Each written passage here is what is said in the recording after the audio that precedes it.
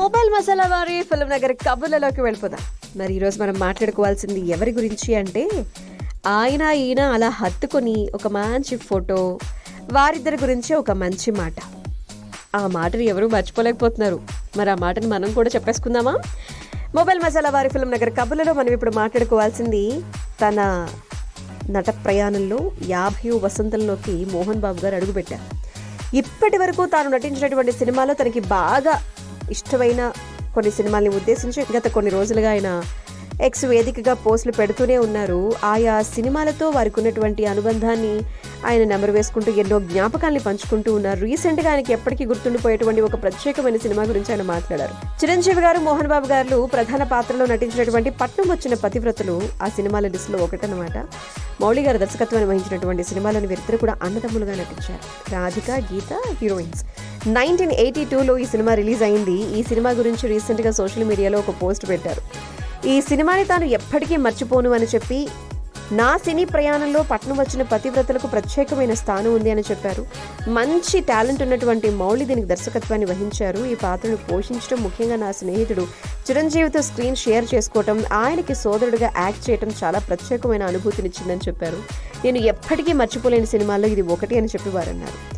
Family ఎంటర్టైనర్గా ఈ cinema తెరకెక్కింది. చిన్నప్పుడే తల్లిదండ్రులు కోల్పోయినటువంటి మనవాళ్లను పెంచి పెద్ద చేస్తున్నటువంటి నారాయణమ్మ, చదువుకొని పెద్ద మనవడకు బాగా చదువు ఉన్నటువంటి దేవిని, బాగా చదువుకున్నటువంటి చిన్న మనవడికి ఒక పల్లెటూరు అమ్మాయి లలితామ్మనిచ్చి వివాహం జరిపిస్తారు. పల్లెటూరు జీవితం నచ్చక భార్యలిద్దరూ కూడా పట్టణం వెళ్ళిపోదామని చెప్పి భర్తల్ని ఇబ్బంది పెడతారు.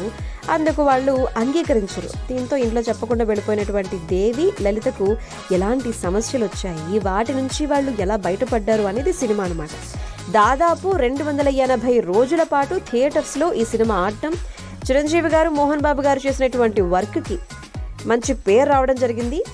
ఇక చిరు గారు, మోహన్ బాబు గారు కలిసి వర్క్ చేసినటువంటి మరికొన్ని సినిమాలు కొదమసింహం, చక్రవర్తి, కిరాయి రౌడీలు, శ్రీరామబంటు, లంకేశ్వరుడు, కొండవీటి దొంగ, ఈ సినిమాలు కూడా మంచి విశేషమైనటువంటి ఆదరణ అందుకున్నాయన్నమాట. సో ఈ జ్ఞాపకాలన్నీ కూడా మోహన్ బాబు గారు ఎక్స్ వేదికగా అభిమానులతో పంచుకోవడం జరిగింది. మరిగా మొబైల్ మసాలా వారి ఫిల్మ్ నగర్ కబుర్లలో నెక్స్ట్ మనం మాట్లాడుకోవాల్సింది ఎవరి గురించి అంటే, వాళ్ళు క్రియేట్ చేసినటువంటి రికార్డ్స్ గురించి అందరూ మాట్లాడుకుంటున్నారు. ఎవరు వాళ్ళు క్రియేట్ చేసినటువంటి ఆ రికార్డ్స్ ఏమిటి అనే డీటెయిల్స్లోకి ఇప్పుడు మనం వెళ్ళిపోదాం.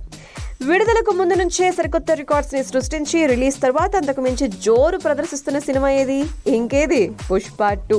ఇప్పటికే ఎన్నో రికార్డ్స్తో హవా కొనసాగిస్తున్నటువంటి ఈ సినిమా రీసెంట్గా మరో అరుదైన ఫీట్ అనమాట. ఇది హిందీ బాక్స్ ఆఫీస్ వద్ద అత్యధిక వసూళ్లు సాధించినటువంటి సినిమాగా నిలిచింది. 632 కోట్లు కలెక్ట్ చేసి 100 ఏళ్ల బాలీవుడ్ చరిత్రలో ప్రత్యేకమైన స్థానాన్ని సంపాదించుకుంది. రిలీజ్ అయిన 15 డేస్లోనే ఆ మొత్తాన్ని వసూలు చేయడం మరో క్రేజీ విషయం అనమాట. ప్రపంచవ్యాప్తంగా 14 రోజుల్లో 1508 కోట్లు వసూలు చేసింది పుష్ప 2. ఇక మొబైల్ మసాలా వారి ఫిల్మ్ నగర్ కబుర్లలో మనం నెక్స్ట్ మాట్లాడుకోవాల్సినటువంటి విషయం ఓ బ్యూటిఫుల్ కపుల్ గురించి అనమాట. ఓకే, వాళ్ళు మనకి చాలా చాలా ఇష్టమైనటువంటి కపుల్. తన తదుపరి సినిమా బేబీ జాన్ ప్రమోషన్స్లో భాగంగా ఒక పాడ్కాస్ట్లో వరుణ్ ధవన్ గారు పాల్గొన్నారు. తన సినిమాలోని కో స్టార్స్ గురించి ఎన్నో ఇంట్రెస్టింగ్ విషయాల్ని ఆయన అక్కడ షేర్ చేస్తూ వచ్చారు. ముఖ్యంగా సుయిదాగా సినిమా గుర్తుంది కదా, అనుష్క శర్మ యాక్ట్ చేశారు అందులో. 2018లో రిలీజ్ అయినటువంటి సుయిదాగా కోసం అని చెప్పి అనుష్కతో కలిసి నేను వర్క్ చేశాను. ఆ తర్వాత మేమిద్దరం మంచి ఫ్రెండ్స్ అయ్యాం. షూటింగ్ టైంలో ఎన్నో విషయాల గురించి మేమిద్దరం మాట్లాడుకునే వాళ్ళం. తను ఎంతో మంచి వ్యక్తి, చాలా నిజాయితీగా ఉంటుంది, అనుకున్న విషయాన్ని నిస్సంకోచంగా బయటపెట్టేస్తుంది. దీనివల్ల ఎదుటి వ్యక్తులు కొన్నిసార్లు ఇబ్బంది కూడా పడతారు. అన్యాయాన్ని అస్సలు భరించరు, సహించరు. సాధారణంగా ఆమెను చూసి బయట వాళ్ళు ఒక ఉద్దేశానికి వచ్చేస్తారు. నిజం చెప్పాలంటే ఆమె గురించి ఎవరికి ఏమీ తెలియదనే చెప్పాలి. ఈ ప్రపంచం తన గురించి తెలుసుకుంటుందా లేదా అనే విషయాన్ని ఆవిడ అసలు పట్టించుకోరనమాట. అండ్ విరాట్ కోహ్లీ గురించి ఆమె అప్పుడప్పుడు చెబుతూ ఉంటారు. ఆయన చాలా సెన్సిటివ్ అని, ఆయన మంచి సంప్రదాయబద్ధమైనటువంటి వ్యక్తి అని చెప్పి తను చెప్తూ ఉంటారు. అండ్ ఒక టెస్ట్ మ్యాచ్లో భారత్ ఓడిపోవడంతో ఆయన రూమ్లో కూర్చొని కన్నీళ్లు పెట్టుకున్నారు అని చెప్పి, ఆ రోజు మ్యాచ్లో ఆయన మంచి స్కోర్ చేసినప్పటికీ కూడా ఓటమి విషయంలో తనను తానే నిందించుకున్నారు అని చెప్పి అనుష్క గారు చెప్పారు అని చెప్పి వరుణ్ ధవన్ గారు చెప్పారనమాట. ఇక బేబీ జాన్ విషయానికి వస్తే, వరుణ్ ధవన్, కీర్తి సురేష్ జంటగా నటిస్తున్నటువంటి సినిమా అట్లీ కథ అందించగా ఖాళీస్ రూపొందించారు. అండ్ వామికా గబ్బి అండ్ జాకీ ష్రాఫ్ కీలక పాత్రలు పోషించినటువంటి సినిమా క్రిస్మస్ కానుక 25th మన ముందుకు రాబోతుందన్నమాట. అండ్ కాలీవుడ్లో తెగెక్కినటువంటి తెరి రీమేక్గా ఈ సినిమా మన ముందుకు వస్తుంది. ఇప్పటికే రిలీజ్ అయినటువంటి ప్రమోషనల్ చిత్రాలు, పాటలు ప్రేక్షకుల్ని చాలా బాగా ఆకట్టుకున్నటువంటి విషయం అయితే కనుక మనందరికీ తెలిసిందే. ఇక ఒక beautiful actress power star Pawan Kalyan గారి గురించి ఒక మాట చెప్పారు. మరి మొబైల్ మసాలా వారి ఫిల్మ్ నగర్ కబుర్లలో ఆ మాట కూడా చెప్పనా.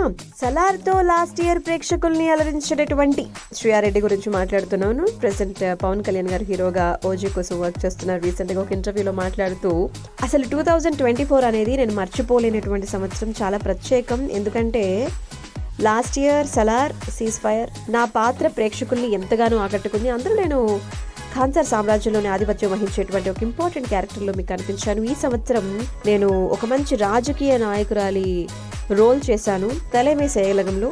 ఇక తెలుగు సినిమా ఇండస్ట్రీ విషయానికి వస్తే కనుక one of the biggest movies రాబోతున్నటువంటి సినిమాల్లో ఓజీ కూడా ఒకటి కదా, అందులో వర్క్ చేశాను. ఈ సంవత్సరంలో నన్ను నేను మళ్ళీ ఇంకా బెటర్గా చూసుకోగలుగుతున్నాను. ప్రస్తుతానికి నా చేతిలో కేవలం ఓజీ మాత్రమే ఉంది. కొన్ని సినిమాలు ఇంకా డిస్కషన్స్లోనే ఉన్నాయి. సలార్లో నేను చేసినటువంటి రాధారమ్మ పాత్రకు నేను ఓజీలో చేస్తున్నటువంటి క్యారెక్టర్కి ఎలాంటి సంబంధం ఉండదు. రెండు పాత్రల మధ్య చాలా డిఫరెన్స్ ఉంది, వైవిధ్యం ఉంది. స్క్రీన్ పై నన్ను చూసి ప్రేక్షకులు ఖచ్చితంగా ఆశ్చర్యపోతారు అని చెప్పి తను అన్నారనమాట. ఇక పవన్ కళ్యాణ్ గారితో వర్క్ చేయడం గురించి మాట్లాడుతూ పవన్ కళ్యాణ్ గారి కాంబినేషన్లో ఇప్పటికే నేను కొన్ని సన్నివేశాలు అయితే చేశాను. ఆయన చాలా మర్యాద కలిగినటువంటి వ్యక్తి, వెరీ ఇంటెలిజెంట్, ఎంతో హుందాగా ఉంటారు. ఆయన ఒక అద్భుతమైన వ్యక్తి అని చెప్పాలి. ఎదుటి వ్యక్తులతో ఆయన ప్రవర్తన, మాట్లాడే విధానం చాలా చక్కగా ఉంటుందని చెప్పారు. పవన్ కళ్యాణ్ గారు హీరోగా సుజిత్ తెరకెక్కిస్తున్నటువంటి ఓజీ గురించి మాట్లాడుకుంటే కనుక అందరం ఈగరుగా ఎదురు చూస్తున్నటువంటి సినిమా ఇది. ఇక శ్రీయారెడ్డి గురించి చెప్తే 2006లో పొగర్లో తన పర్ఫార్మెన్స్ చూసి మనం అందరం ఫిదా అయిపోయాం. ఇప్పుడు ఓజీలో మరో బ్యూటిఫుల్ క్యారెక్టర్తో మన ముందుకు రాబోతున్నారనమాట.